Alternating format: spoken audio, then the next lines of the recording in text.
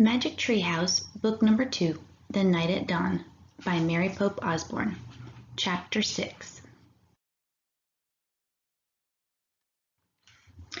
Chapter 6. Ta-da! In the torchlight, Jack saw 3 huge men standing over him.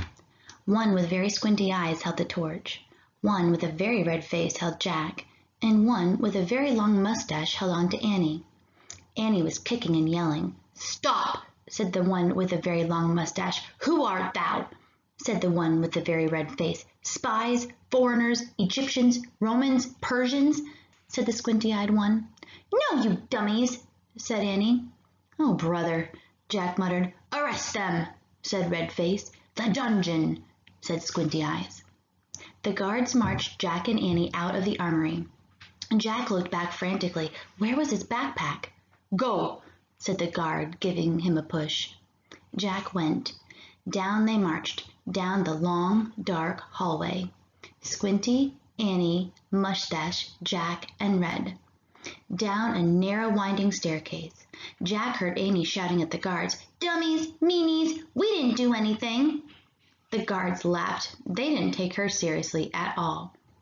At the bottom of the stairs was a big iron door with bars across it. Squinty pushed the bar off the door. Then he shoved at the door. It creaked open.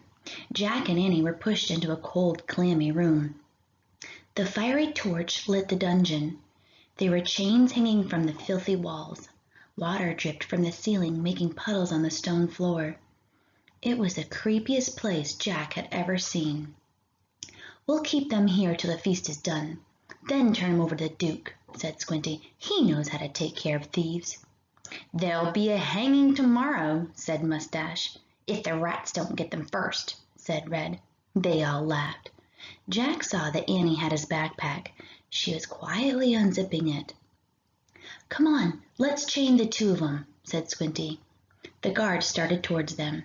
Annie whipped her flashlight out of the pack. "Ta-da!" she yelled. The guards froze. They stared at the shiny flashlight in her hand. Annie switched on the light. The guards gasped in fear. They jumped back against the wall. Squinty dropped the torch. It fell into a dirty puddle on the floor, sputtered, and went out. "My magic wand!" said Annie, waving the flashlight. "Get down or I'll wipe you out!" Jack's mouth dropped open. Annie fiercely pointed her light at one, then the other. Each howled and covered his face.